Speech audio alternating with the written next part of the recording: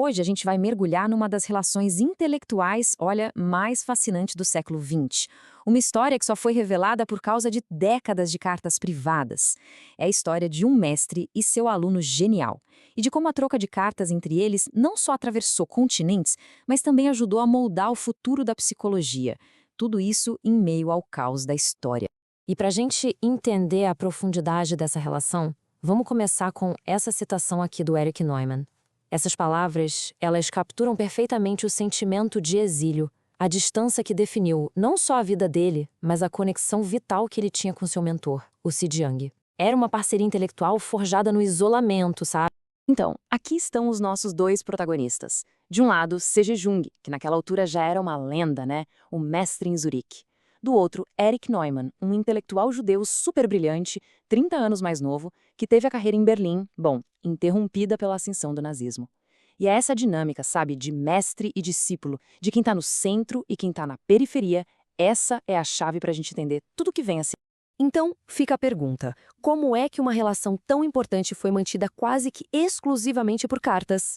Pois é, a resposta está nos eventos turbulentos daquela época. Olha só esse cronograma, ele revela um cenário dramático. Eles se conhecem em 1933, mas logo no ano seguinte o Neumann é forçado a ir para o exílio. Aí vem a guerra, que separa os dois ainda mais, e as cartas acabam se tornando num laboratório intelectual privado, uma verdadeira tábua de salvação num mundo que estava desmoronando. É de se pensar, né? Por quase 3 décadas, essa foi a principal forma de comunicação deles. Uma conversa contínua que permitiu ao Neumann desenvolver as próprias ideias inovadoras, sempre em diálogo, e às vezes em conflito direto com o pensamento do Jung. E sobre o que é que eles debatiam com tanta paixão? Bom, as primeiras cartas já mergulham de cabeça nos fundamentos da psicologia, da identidade e naquilo que eles chamavam de psique judaica. Mas antes de seguir, é fundamental a gente entender esse conceito central do Jung, o arquétipo. A ideia é que existem temas universais, quase que inatos, na psique humana. Essa era a linguagem que eles usavam para decodificar mitos, sonhos e a própria cultura. E o mais fascinante é ver como eles aplicavam essa ideia. Por exemplo, eles analisaram a história bíblica de Jacó e Esaú não como um texto religioso, mas como um drama arquetípico. Um drama sobre a consciência, o inconsciente e a briga entre mundos opostos. A profundidade da conversa deles era imensa, sério. Eles exploraram como a tradição judaica, com o seu Deus sem imagem, poderia ter moldado uma psicologia única. Debateram o simbolismo lunar e a jornada super difícil do indivíduo dentro de um coletivo tão forte. Era um diálogo realmente sem precedentes. Mas claro, essa parceria intelectual não foi só harmonia, pelo contrário. Um confronto profundíssimo sobre ética quase rompeu a relação deles para sempre.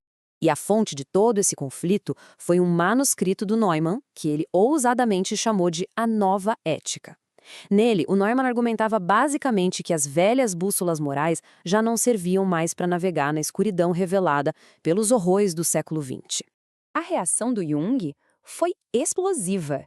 Ele não só discordou, ele foi para a guerra. Chegou a usar a famosa frase da Marselhesa, as armas cidadãos, para alertar que o trabalho do Neumann era radical, perigoso, uma provocação que só ia atrair ataques.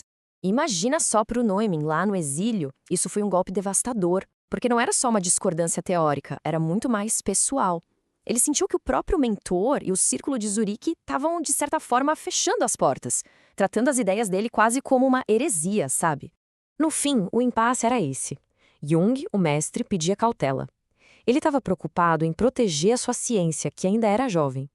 Já o Neumann, que testemunhou a catástrofe na Europa, insistia que a psicologia precisava evoluir radicalmente para conseguir encarar o mal que eles tinham visto. Era um choque de visões sobre o futuro da alma moderna. Apesar dessa divisão tão profunda, a história deles não termina em ruptura, não. O legado dessa relação é, assim como a própria psicologia, bem complexo e cheio de reviravoltas. Anos depois, no momento de reconciliação que é, olha, extraordinário, Jung escreveu essas palavras para o Neumann sobre sua obra-prima, As Origens e a História da Consciência. É o reconhecimento máximo do mestre. O aluno não só aprendeu, ele superou e avançou onde o próprio mestre tinha parado. E isso revela algo muito profundo. Por baixo de todo o conflito, o respeito do Jung nunca desapareceu. Ele debateu ferozmente com Neumann, mas também lutou por ele. Foi o próprio Jung que garantiu que a obra do seu brilhante e às vezes espinhoso discípulo fosse publicada e reconhecida no mundo todo. No fim das contas, essa correspondência toda deixa a gente com uma pergunta bem poderosa. A história do Jung e do Neumann não é só sobre psicologia. Vai muito além. É sobre mentoria, é sobre exílio, sobre conflito. E força a gente a pensar, como é que as ideias são formadas, de verdade? E fica a questão, né? Será que o verdadeiro legado de um mestre não está, no final das contas, justamente naquele aluno que tem a coragem de desafiá-lo?